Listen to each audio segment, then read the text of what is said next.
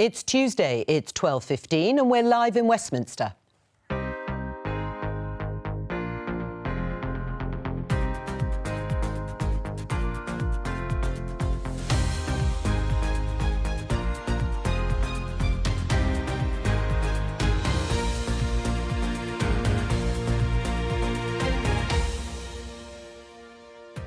Joining me, Conservative MP and Chair of the Defence Select Committee, Tobias Ellwood, Wales's Health Minister, Vaughan Gething, the SNP's Drew Hendry and former Conservative Special Advisor, Poppy Trowbridge. After a washout Bank Holiday Monday, can we look forward to summer holidays abroad?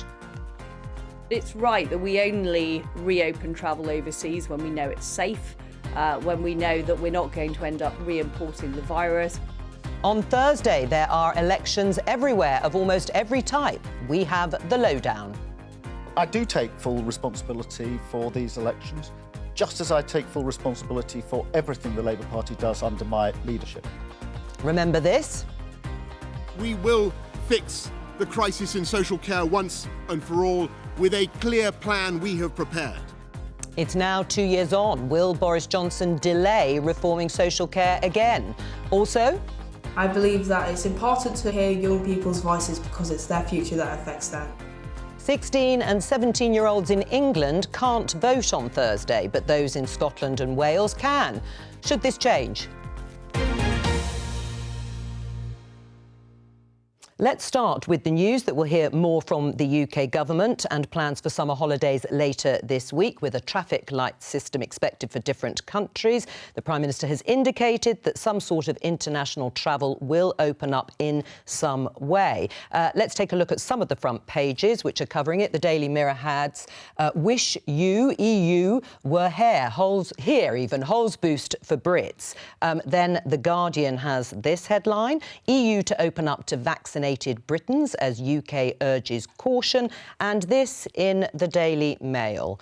Why wait 7 weeks? And they are looking at the data, which they say is so positive, we should be lifting restrictions even sooner. Well, looking at all of that, my opening question to you all briefly is, why shouldn't people book a foreign holiday now or a trip abroad in the summer? Tobias?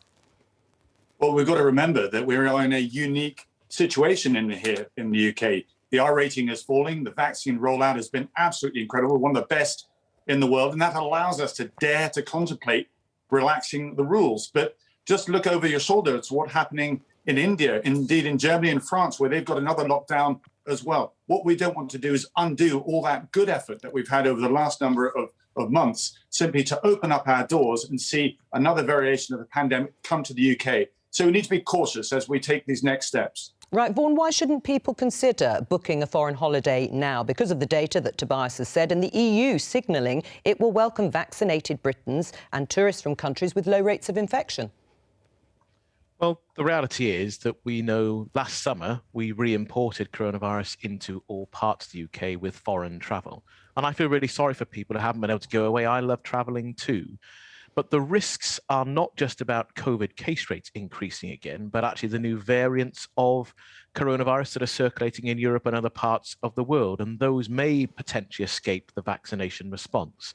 So I understand it's difficult, but it's still the right thing to do to be cautious and to avoid the potential harm that could come if we do have coronavirus imported with all of those additional variants. And on this, I think all four governments in the UK are not a great distance from each other. There's nervousness about looking to significantly liberalise international travel in the middle of May, and we'd like the UK to continue to remain more cautious than it's otherwise said at other times, because if international travel starts in England, it affects every other part of the UK as well. Right. I mean, Drew, a cross-party group of MPs have warned that limits on international leisure travel should continue even after the 17th of May, which is the date that people expect some sort of foreign travel to start again. What's your view? Can people book a foreign holiday now? All the data is going in the right direction?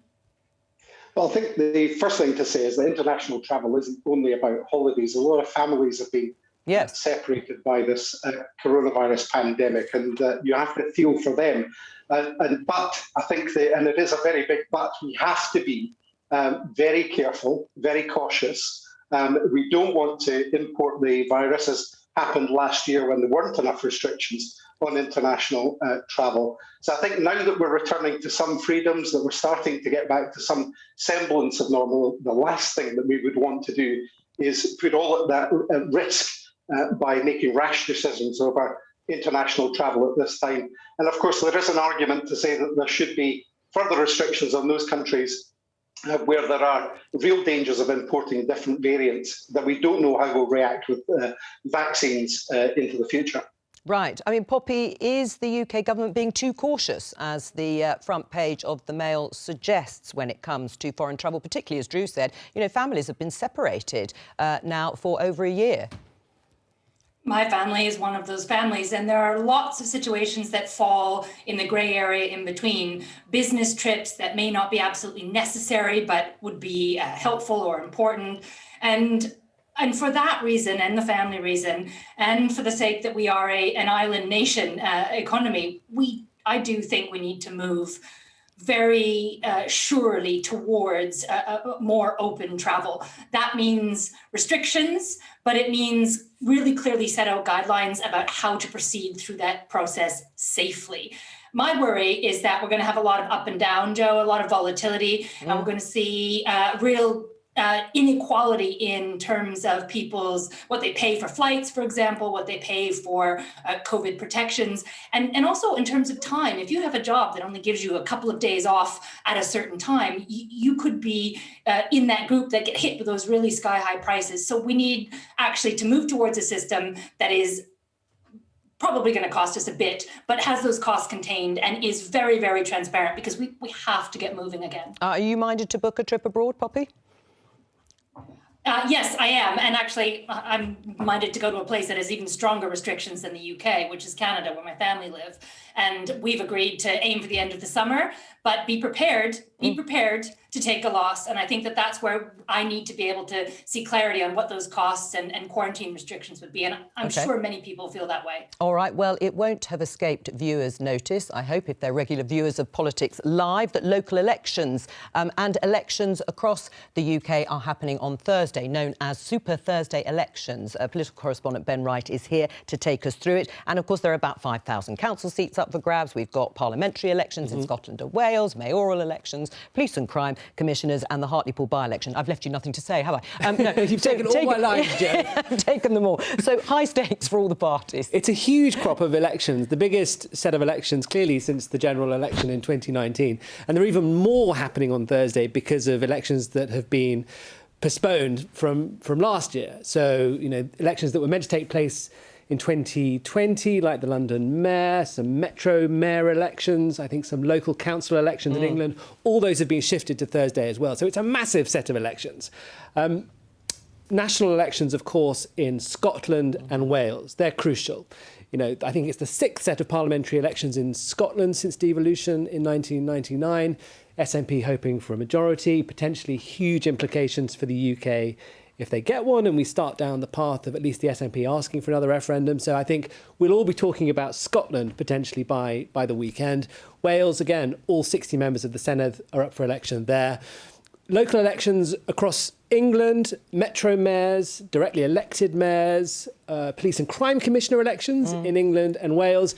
And one thing which I think will, again, come the weekend, will be gobbling up our attention is a by-election result in Hartlepool, where Labour are defending a seat that is being fiercely contested between Labour and the Tories. How much will it tell us about the leadership of Boris Johnson and Keir Starmer?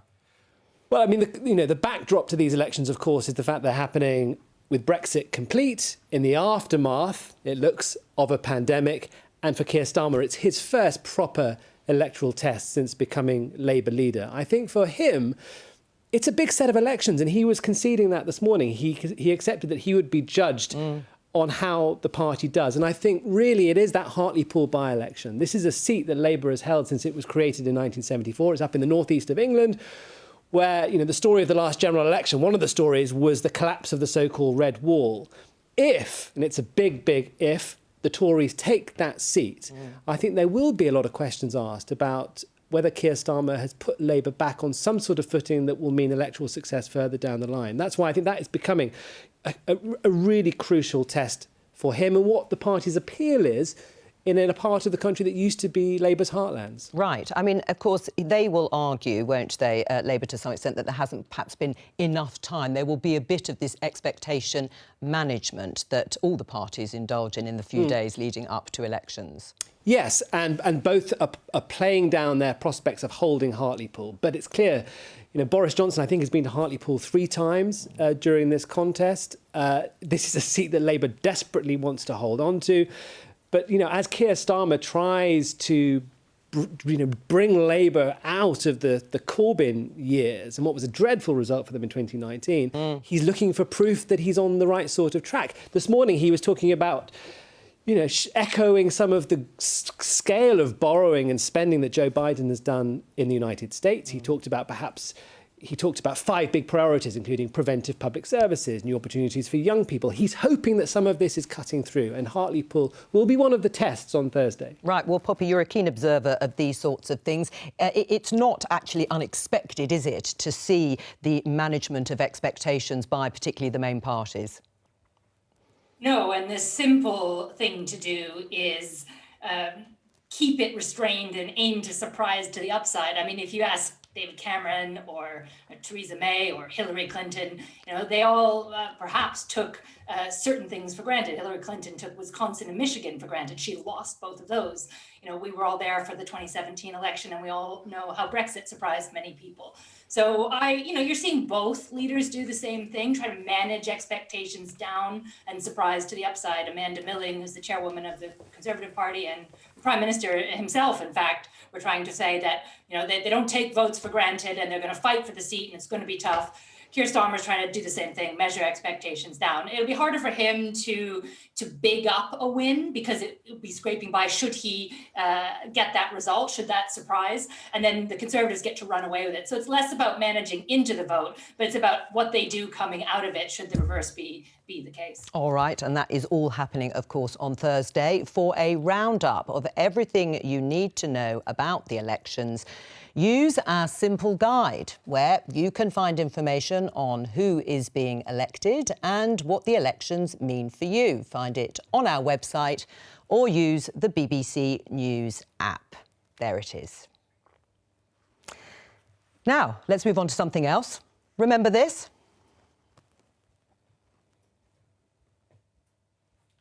Oh, when it comes.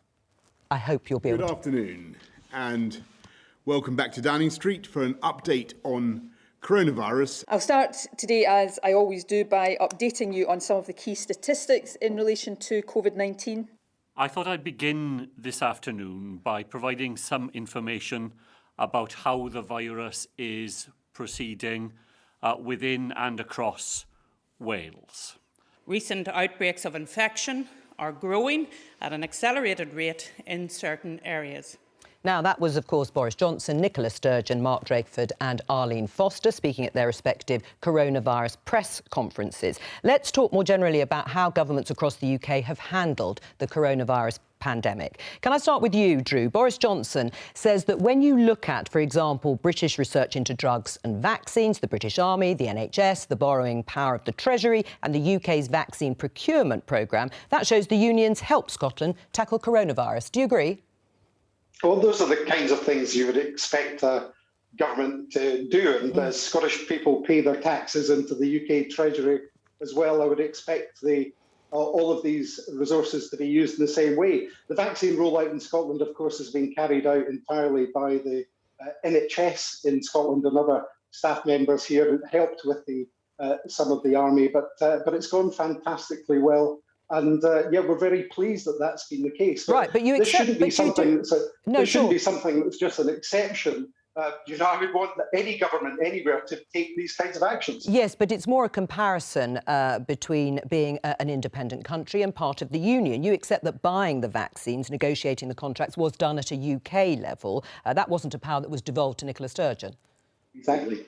Yeah, it wasn't a power that was devolved to Scotland, so it had to be done at a UK level. But to somehow suggest that Scotland wouldn't have been able to do that is a pretty kind of spurious argument. I don't really see how that would hold water. The fact is that it has been, the vaccines have been procured, that they've been distributed, and that's gone well. So that's something to be thankful for. But when you look at the overall handling of the pandemic, there are lots of things that could have been done differently with the powers in Scotland. And we'll go on to that, because, Tobias, on the other hand, the SNP government in Scotland wanted to have more control over, for example, the economic response, the furlough scheme, the level of sick pay, international travel, quarantine rules. Do you accept, Tobias, that the Scottish government's been trying to tackle this pandemic without full control of all the policy levers that they wanted?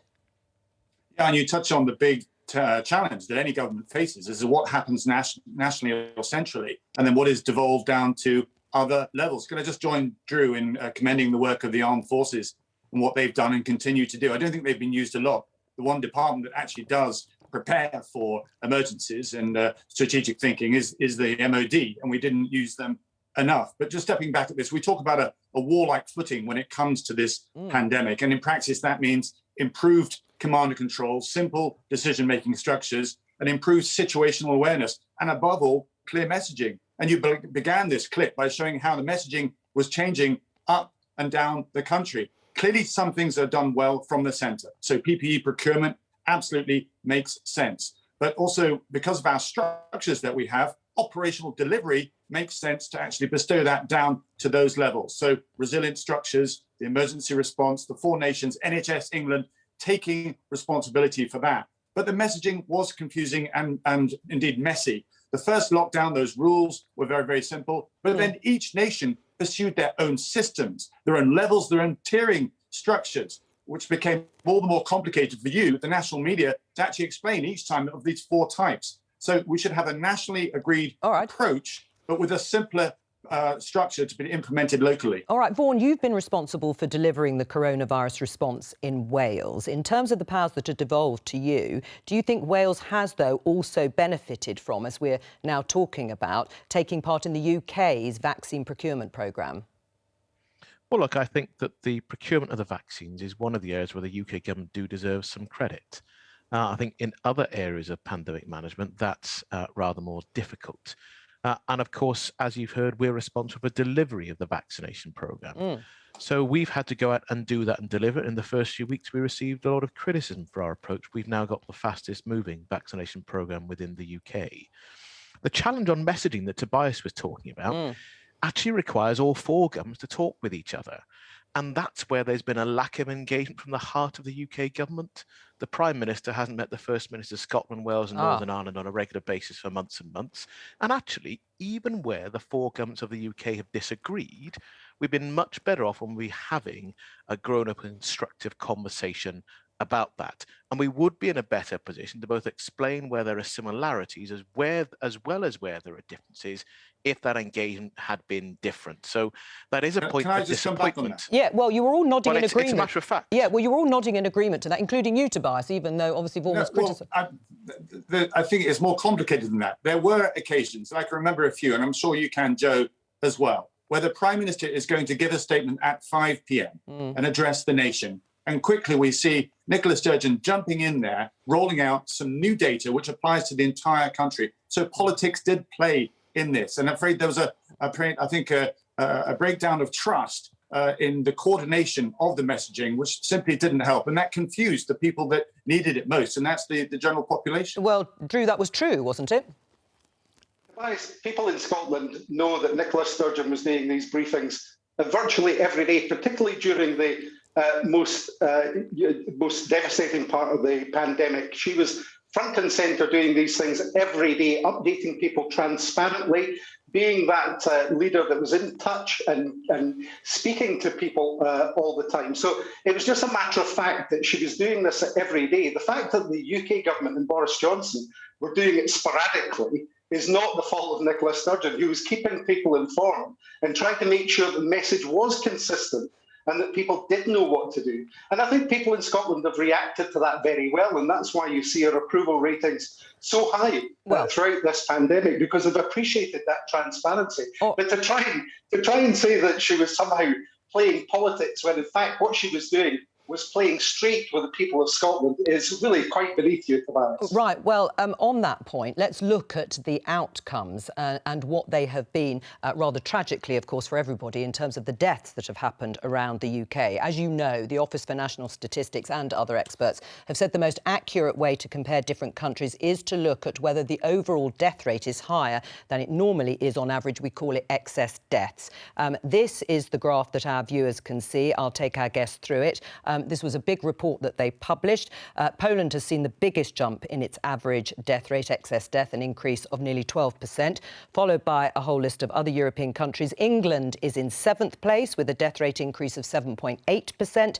Scotland is slightly behind England in 9th place, followed by Northern Ireland in 10th place and Wales in 12th place. Now, Tobias, I know you can't see the graphic, but I've taken you through the main figures there. England is in the worst position. It has seen the biggest jump in terms of excess deaths. Do Boris Johnson and the Conservative Party accept responsibility for that? Yeah, the Prime Minister has acknowledged this, and he's made it very clear there were some errors made at the very, very start of this. We were too slow to implement that lockdown. We were too slow to get the PPE into place, and that's, I think, reflected in those numbers. Where we have picked up and learned very, very quickly is the vaccination rollout. So I think what you're going to see is us emerge from this pandemic in a far stronger position than other nations. So you'll see us move down those charts, and all parts of the country will move down the statistics that you've just read out. Right, and the same with Scotland, Drew. Just before I come to you, Vaughan, Scotland is in a worse position in terms of excess deaths than both Northern Ireland and Wales. Is Nicola Sturgeon and the SNP prepared to take responsibility for that too? Well, I think one thing that Nicola Sturgeon has done, as I referred to from the start, is take responsibility for all that's happening in Scotland over this period of time. But as you just pointed out, and I think we have to take a wee aside to say that when we're talking about deaths, we're talking about people's loved ones, we're talking about families who've lost people. So when we're talking about statistics, it's all very well to do that, but we should have an understanding that people have lost people that are very close to them on this. What you've seen from those figures is that the death rate from COVID, according to the UK government's own coronavirus website, is 25% lower in Scotland. How much more could we have done if some of the actions that we wanted to take last year, quicker lockdowns and so forth, could have happened? Instead of what we've heard from Boris Johnson about bodies piled high and the reluctance to get into... Well, remember, Boris Johnson has said that he hasn't said that and he rejected it. Those alleged comments that witnesses have said they're willing under oath to say that he did say. Yeah. Now, I think that is a telling comment about the attitude into things like moving into lockdown. You mentioned earlier that there was dithering over furlough, that we couldn't get the borrowing powers that we wanted in Scotland to act much more quickly on lockdown. The international travel has been a bugbear. All right. How much better could it have been if we'd had those? I take you, but let's just stick to what we're talking about here, which is excess deaths. I must allow Tobias to come back on what you've said before I go to Vaughan. Well, it was a more general perspective. It's important that we analyse where we are compared with other countries. But I know for a fact that the standard that other nations are using are different to ours. And it would have been helpful if the World Health Organization had set international standards as to what qualifies as a COVID death. In Germany, for example, if you die of COVID, but you have underlying problems, other problems already, then you do not qualify. That does not count as a COVID death. In the UK, we are more transparent than most nations across the world, as indeed is the United States as well. And I'm afraid that does reflect the data that you're looking at. Vaughan, do you accept that Wales and every other UK nation has been hit badly, very badly, by coronavirus, albeit to a slightly different extent across the 4 nations? Yeah, and it's been one of the hardest things going through all these days, and just looking at the cases, when you start to look at the death rates, as I've had to on a regular basis, and to understand very clearly that those are real people with loved ones, families, and links to others. And with respect to Tobias is wrong, the excess deaths figure doesn't look at the cause of death, it just looks at the extra number of deaths above average. And that probably is the fairest way to look at it. And what we need to reflect on is the previous conversation as well, the learning we've taken from each of the waves and how we apply those lessons in the future with our developing evidence base, because we knew very little about coronavirus over 12 months ago compared to where we are now. And if you look at the choices we made around Christmas and around the lockdown we've all just lived through this winter, I do think we could have made better choices in every part of the UK if the Prime Minister engaged with First Ministers in the other nations of the UK. And I think would have strengthened the response in every part of the UK. Now, I'm proud of the fact that we've done relatively well, but I certainly don't look away from the fact there's been a high level of death and harm caused. And we have a huge job ahead of us in COVID recovery. Yes. I mean, Poppy, you, as I say, were in agreement when the comment was made, I think by Vaughan, actually, at the beginning of this discussion about the governments working together. I mean, how crucial has that been during this pandemic? This is a community virus, and so I think we need to be looking at it from that end of the spectrum back up. And yes, a lot of the procurement is done at a central government level, but the bottom line is every link of the chain must learn from this, must do better next time. God forbid there's a next time. And it has raised important questions about whether the devolved nations are provided with the powers and the resources, etc. But I think we can all agree there is a chance something like this could happen again.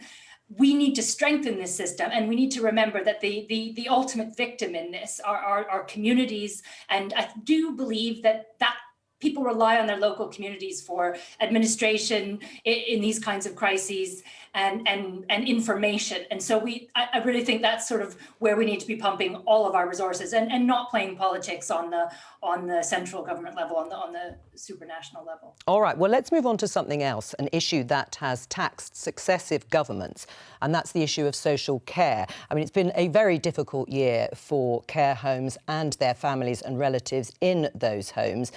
They've been allowed very little contact. That changes from today. Care home residents will no longer have to self-isolate. If they leave the home or go outdoors, whether it's to visit family or friends in outdoor spaces or be in the garden of a relative. We're expecting something on social care in next week's Queen's Speech when the programme is set out by the government. But I just want to show our viewers and tell our guests this headline in the Times newspaper, which suggests that Boris Johnson delays social care reform amid cost fears. Let's talk to Charles Tallock from the Health Foundation. He's in Winchester. It's an independent charity committed to bringing about better health and healthcare for people in the UK. Welcome to you. What is the issue, Charles, at the heart of this? Why have successive governments found so many problems with trying to get a solution to social care? Well, the issues are several-fold, I think.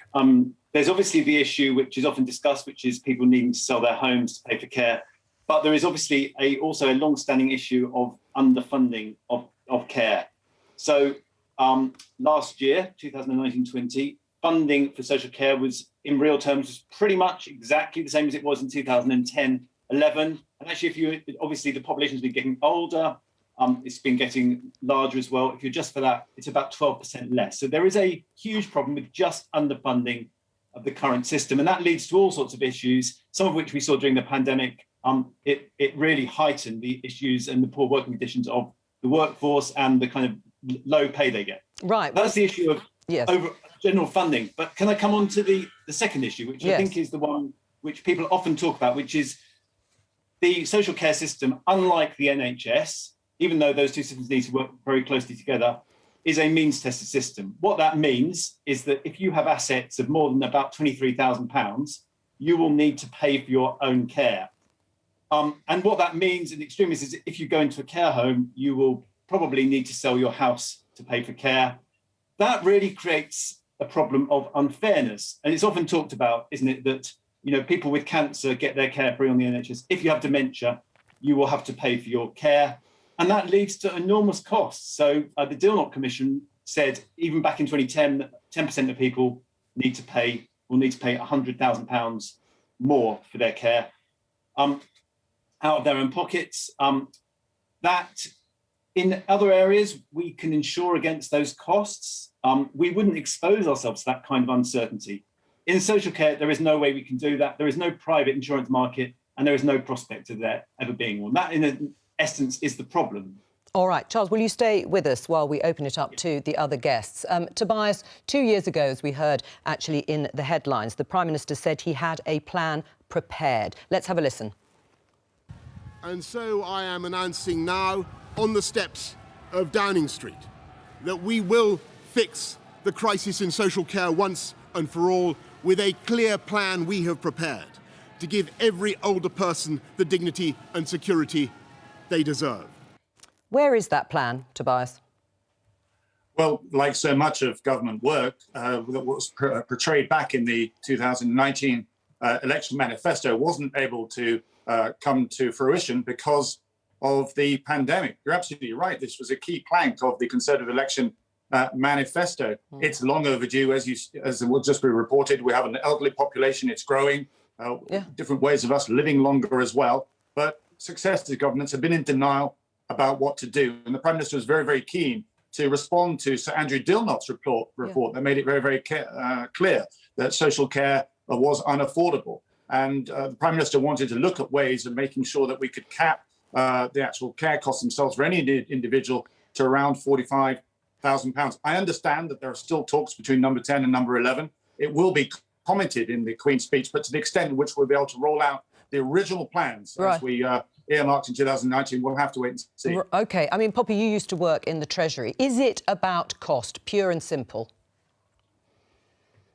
Yes, 50%. The other 50% is, I think, that the working age population is not exposed to the problems with social care because it is a relatively new problem that comes out of underfunding of a system that we didn't expect to have to fund. And I do think the pandemic has gone some way towards exposing these problems to the working age population. That will make them more open to solutions. I completely agree. The point a private market solution to this would help, but it is really about a massive shift in attitudes towards funding it. And part of the reason Boris Johnson came in and said that on the steps of Downing Street is because social care was what did for Theresa May in her election. And whether you liked her plans or not, she was trying to do something significant to change the direction of the cruise liner on social care. And we still haven't made any progress on that.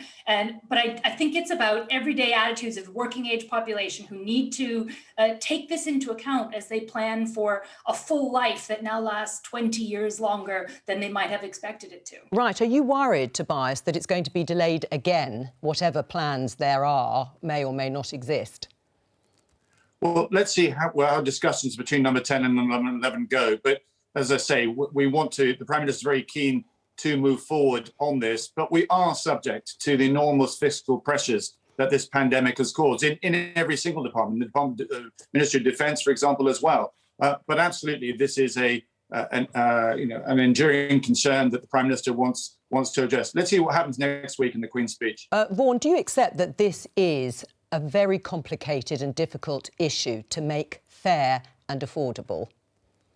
Yes, and we've done lots of work in Wales on trying to see a way through. The divide in responsibility, some of which are devolved and others not. And in your introduction piece, of course, the capital limit in Wales is different. It's 50,000. We've got a cap on the costs of care for the weekly charge as well. So there are differences in the way the system works in other parts of the UK. We'd like to have a whole system approach, because what we do for the way that we charge for care, the way we pay for care, will have a direct impact on the benefit system as well, and the way that older people are supported. And the failure to make progress in this will lead to more people living without the sort of dignity we would all want for each other, ourselves, and our loved ones. So we really do need to see progress. I'm afraid that I don't really believe there was a fully worked up plan that the Prime Minister claimed. If there is one, then we really should see it next week. Now, we want to be able to move on with how we pay for care. But if we have to do that in a disparate way across the United Kingdom, we'll get different answers. There'll be more confusion, and the potential that the UK Treasury can end up clawing money back if we want to help people to support them with their care costs in the other devolved nations of the UK. So really big challenges, and the Prime Minister needs to do what he said he would do. Otherwise, people will not just judge him politically, but more and more people, as I say, will live without the dignity that they deserve in their later years in particular. Tobias? Yeah, I agree. We need a solution here. We don't want to see people having to sell their own property in order to pay for care. So let's move forward on this. But there's a cost to this. It's estimated to be about £5 billion. Where is that going to come from when we've borrowed record sums already? So as I say, I understand it will be addressed in some form in the Queen's speech, and I'm very keen to see progress here. Drew? But that's one of the issues we need. Hang on. I'm so sorry. I confused it. Vaughan was just about to respond, and then I'll come to you, Drew. Vaughan? It's one of the issues we need to talk about is what do people expect from the social care system? And if we want it all to be dealt with by the taxpayer, so people don't need to sell their homes, that's one sort of broad answer. If you want people to pay more, then actually your home is your biggest financial asset for most people. We've never had a conversation about what to divide in and what's fair for people of working age and people who expect to be able to pass on an inheritance to their families. There are lots of people that I represent who are really proud of the fact they own their own home and want to be able to pass on a bit of that to their children. But if that's going to be the answer, then you have to do something with more general taxation, because otherwise we're not going to be able to fund the care that we all want to see for people in every part of the UK. I mean, Drew, that is the problem, isn't it? I mean, there is a philosophical discussion to be had around this issue of social care and what is really fair. Well, of course, we've had that philosophical discussion here in Scotland for some time, and unlike the rest of the UK, we can see the benefit where Scotland has the power to make different choices here in Scotland, because of course you don't have to sell your house to access social care in Scotland, because that's not a requirement here. There is that dignity for people. And of course we've combined health and social care. And if Scotland re-elects Nicola Sturgeon and the SNP with both votes on Thursday, then we'll bring forward a national care service as well. So those discussions have been held here in Scotland, and we're absolutely miles ahead in terms of providing what is needed for people when they need it most. Well, of course, you would say that. Charles, listening to the discussion, are you confident and reassured that there is going to be some long-term solution to this in England? Not confident. I've been working this area for 10 years, and at various stages during those 10 years, I've been optimistic and then had my hopes dashed. Just to say, I mean, there is obviously a solution here on the statute book. So the 2014 Care Act did legislate for the Andrew Dilnot proposals of a cap. That in the time since it was proposed back in 2011, there have been no alternative to that. I think it is still the best solution. It was also proposed at a time of impending austerity back in 2010. So Andrew Dilnot took account of that and basically proposed a system which targeted the resources. So I think we estimate it's about £3 billion a year on those people who need it most. So the people with the highest needs and the people whose needs go on for longest. All right, Charles. Targeting protection of those people. Charles Tallock, thank you very much for joining us. Now, Scottish and Welsh 16 and 17-year-olds will be able to vote on Thursday, but their peers in England can't. So what do teenagers in Leeds think about that?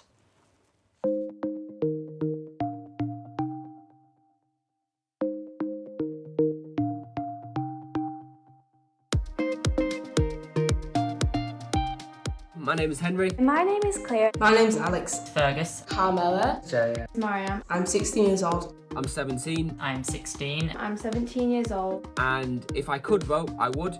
I would vote in the upcoming elections. If I got the chance to vote, I would definitely use it. Politicians should focus more on climate change, mental illness and institutional racism.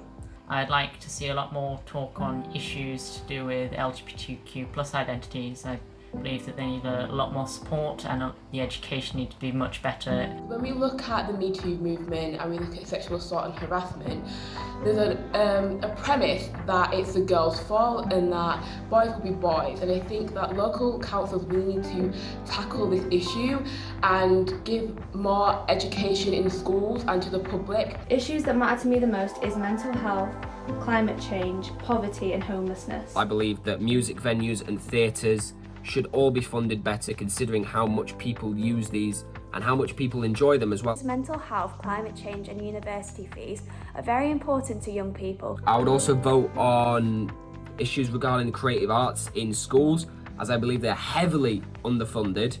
Young people do care about what happens in our communities. Young people will feel more valid and respected in society, knowing that their opinions are being recognised too. I believe that it's important to hear young people's voices because it's their future that affects them. By giving us the chance to vote, this means that we can have a say in our country's future. Tobias, should 16 and 17-year-olds in England be able to vote in elections like these?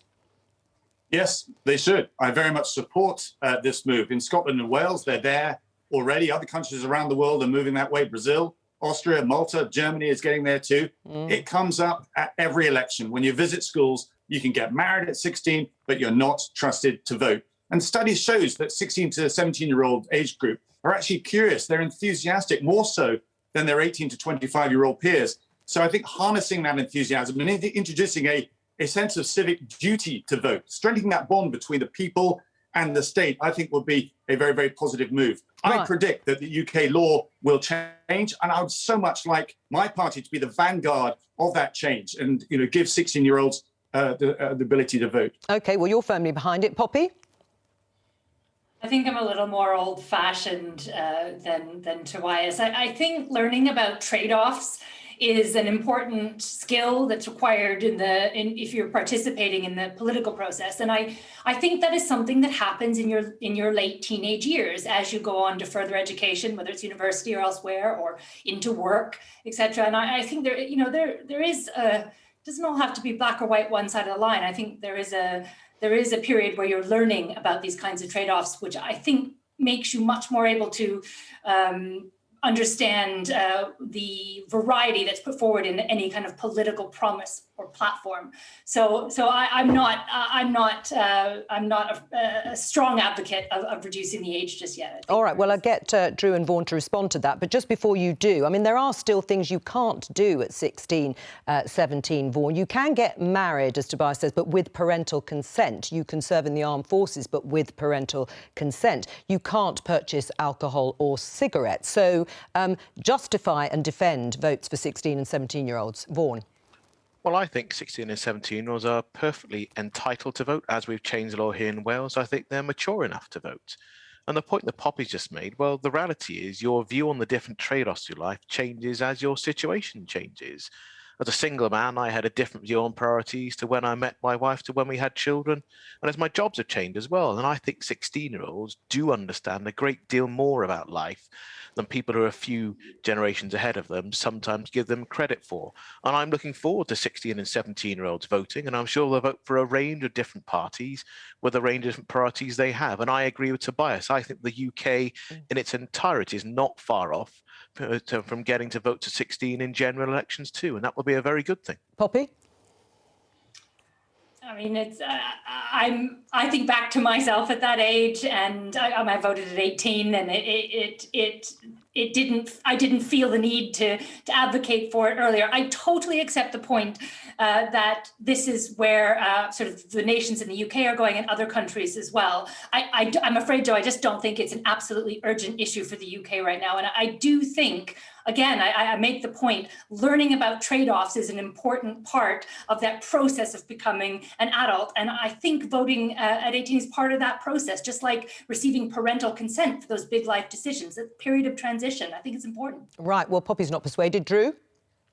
Well, I think our best argument you can make for 16 and 17-year-olds getting the vote was in your package when people actually listen to what young people have got to say. And that's the difference when you actually listen to what they've got to say. You can find they are engaged, they're intelligent, they do want to make decisions about their future, which they're passionate about as well. And I'm really proud that in Scotland we've got the ability for 16 and 17-year-olds to vote. It is right, it's their future, and they should have a say in it. So it's absolutely the right thing to do. So, Tobias, you say you think it'll change. How quickly do you think it'll happen then? I don't know. My worry is that if we wait and leave it for a Labour government to do, then the Conservatives will be punished for it. And that will be, I think, a political mistake. I would stress, though, that we do need greater political education so everybody is better and more fairly informed. But I would agree, this generation coming through social media is much more engaged than previous generations. All right, that's all we have time for. Thank you to all of my guests, and I will be back tomorrow actually at the usual time of 12:15 because there's no Prime Minister's questions. Bye-bye.